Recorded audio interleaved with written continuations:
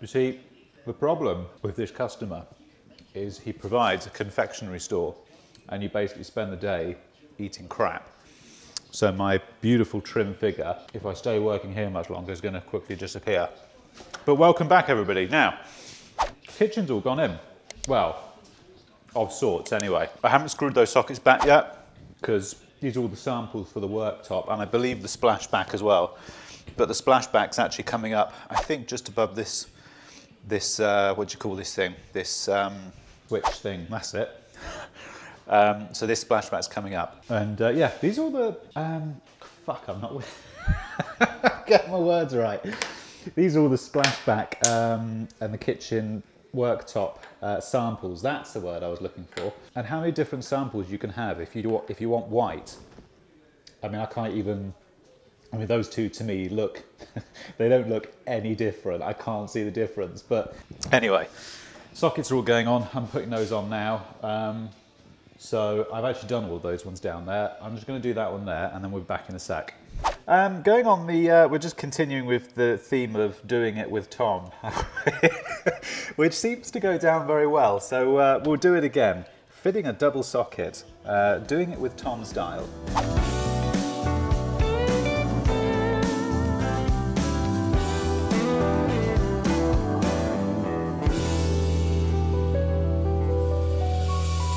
Doing it with Tom. Right, step one, if you're using really flat plate accessories like these ones, make sure you go around the whole of the back box and make sure it's completely smooth and there's no plaster recessing into the box because otherwise the plate won't sit on the wall comfortably. I take my cable, use the earth to pull it back, which everybody frowns about, but it's one of those things that everybody does but nobody admits it. So I'll just be the first to say that I do it. I've worked with many electricians who, everybody does it this way, where you just grab the earth and you pull it and you pull the sheathing, you pull the sheathing off like that. There's loads of people who say you shouldn't do it that way, but I've never in, 15 years of, and that was 6 years of site-based work and the rest of it was all domestic stuff. I've never seen anybody use an electrician's knife in a situation like this. I've never seen it, but that's how I do it. So, take our socket. I'm actually using these MK Edge ones, which custom bought. They're very nice. About 40 quid a pop, mind. Right, chuck your neutrals in.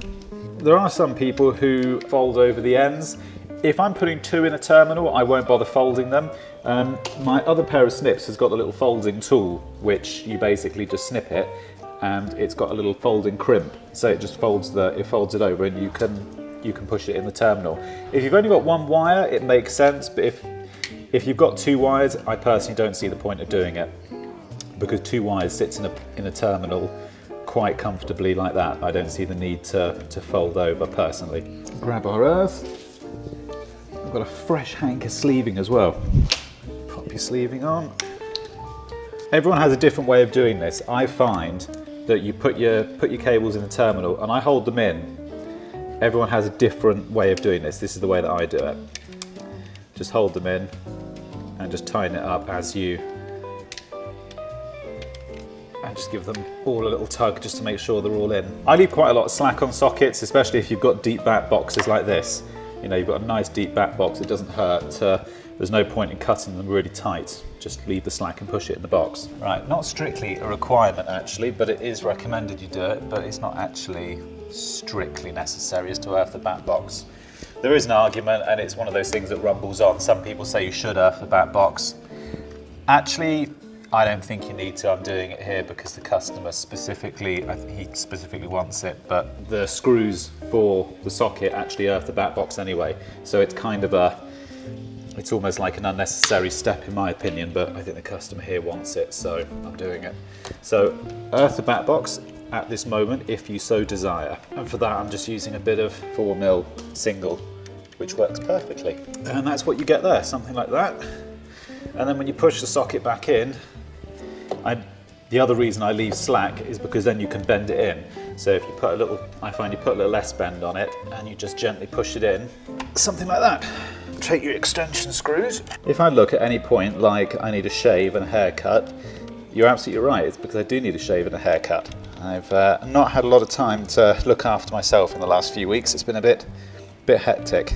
I would always recommend, if customers want flat plate stuff like this, check the walls they're going on first, because flat plate is the sort of stuff which looks nice if the walls are perfectly true like this and they're lovely and smooth.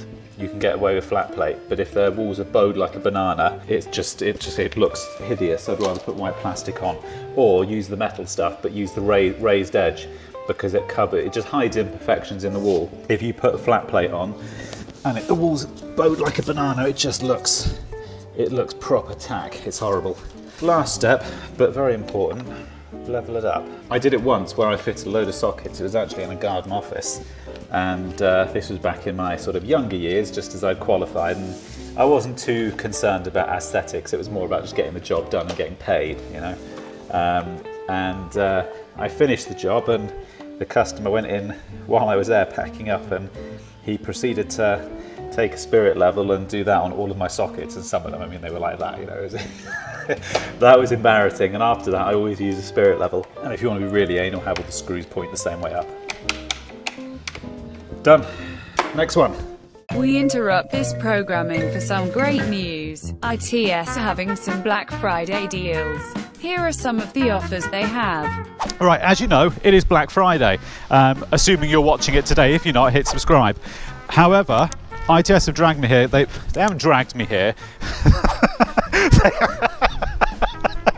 They've got some deals on and they want me to advertise them to you. So the first one, I believe, is a set of boots. Absolutely. Waterproof safety. We're great at this, can't you tell? Slick. This is actually rehearsed. That's the bad thing. So waterproof safety boots, half price, just $34.99, and because they're safety boots, you don't have to pay any VAT either way. And you can wear them to the pub. Hold on. I am a Bosch man myself now. 12 volt, you got any of the 12 volt stuff? I do actually, yeah, 12 volts. I prefer the 12 volt stuff over the 18 volt stuff because that is just easier to use. It's just smaller, more nimble to get into tighter spaces. Ideal. Combi drill impact driver, 50 quid off that. That's just $99.99 plus in the sale. Yeah. I haven't got it in the bag, but I've actually got that kit. It is good. It's worth having. One that was worth noting was that bag. You've actually seen me give that bag away a couple of times on the channel. Was it $24.99, yeah. $24.99. Good little kit if just you're an apprentice starting out, or actually keep one in the back of my van as a spare. Yeah, it's 46 piece with the bag as well. Loads, as you can see, the bag's got loads of room. You've got screwdrivers in there, you've got hammer, screwdriver bits, utility knife, little hacksaw, hex keys, pliers, snips, combi square level. Yeah, loads and loads and loads of basically your day-to-day stuff in there. Worth to keep just a spare in the back of the van. Good bit of kit. So the sale goes on until the 9th of December, is it? 9th of December, 700 lines on the sale. You can still use the ITS Tom discount code, so make sure you put that in because it does help me out. And anything else we need to mention? Get on there quick, loads and loads of savings. Whatever trade you're in, there's probably going to be something for you. Whatever brand you're into as well. It's, what he said. Right, can I go and help myself down there now? Go for it. Fucking awesome. I've got a food baby after just a KFC. Sweets, crisps and KFC are absolutely. Right, I'm not doing any more sockets. I've got a whole box of empty boxes there. All the sockets are more or less on now. I'm going to try and do the grid switches over there if I can, but I don't think the customer's got the, I don't think he's got the face plates. We're doing the old grid and yoke stuff, so he's putting in, you know, the switches for fridge, freezer, washing machine, yada yada yada. We're doing it that way on the grids, and then we'll have the contactors downstairs for the oven and hob and stuff from memory. I haven't actually got the contactors yet though. Let's do a quick RCD test. I must admit, RCD testing on this meter is super fast. On the older one, on the 1552 I think it was I had, it's quite slow. This is proper, it's like a light ship. All right, I think I'm going to start belling those out. And these cupboard doors, he's had, he was telling me the other day, it was one continuous length of tree, if that makes any sense.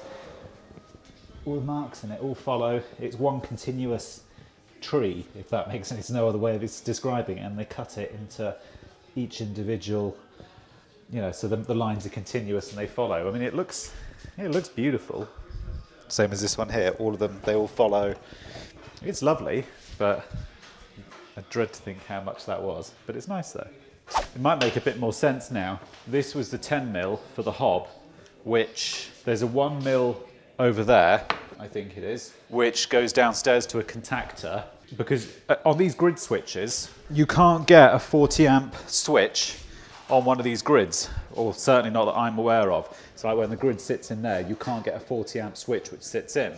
So that was how we'll just put a 6 amp or like a 20 amp press to make, press to break switch in there. That will go down to the contactor, and that then energizes this. And the hob, the idea is they've cut that out there, and I believe it's going to clip in around here. They've chamfered out here, and the hob, I think, is supposed to sit, no, they've cut out this here in the middle, so the hob's going to sit right in the middle here. And then there's, yeah, the extractor, the fume hood comes down here, so it's going to sit somewhere here. Oh, it's quite nice, you know, I like it. That's the plan. You'll be seeing that. You won't be seeing that this video. That'll probably be video after next. Oh yeah, not that it's got any relevance to electrical work, but I was watching, it was on Netflix, this thing about Diana, Princess Di. You know, there was this rumour that she had this affair with James Hewitt, the rugby polo player, whoever he was. There was a rumour that Prince Harry isn't from Charles, it's from James Hewitt. Yeah, apparently so. Apparently Prince Harry isn't royal stock. He's not from Prince Charles. Apparently, the rumour is Diana had an affair and with James Hewitt, and the net result was, ta-da, Prince Harry. And we watched this documentary on Netflix about Diana, and it's obvious. The royal family rigorously deny it, but it's obvious as fuck. If you look at a picture of James Hewitt and then put it right next to Prince Harry, you can clearly see it, and they blatantly deny it. But it was really interesting. I don't actually watch documentaries like that often, but it was really interesting. Leave your thoughts below. Do you think that's a plausible conspiracy theory there? I think it is. On the other side of here, there's a set of cables I've got to extend down to the fuse board. In fact, I'll give 2 secs, I'll show you now. This is what I was on about when stuff gets done in bits and pieces, and that was the kitchen ring. Anyway, I've got to take these old cables out, put some proper boxes on, so I'm going to do that. I'll do that now. You know, a couple of months back we were talking about cable stands and stuff, and what the best one is.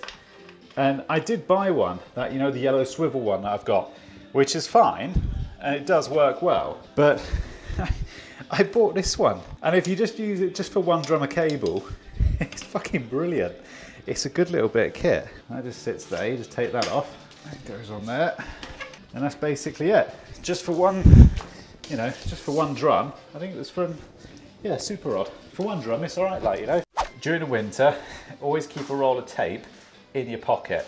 When you buy electrical tape, you know when it gets cold, when the temperature drops outside and you're trying to use electrical tape and it snaps and it goes brittle, it's horrible. If you keep one in your pocket, it just keeps it warm and you can just start using it straight away. Because using electrical tape in the cold, it's horrible, especially if you're using cheap tape. You tie it around a cable and it doesn't stick, it just literally just comes straight off.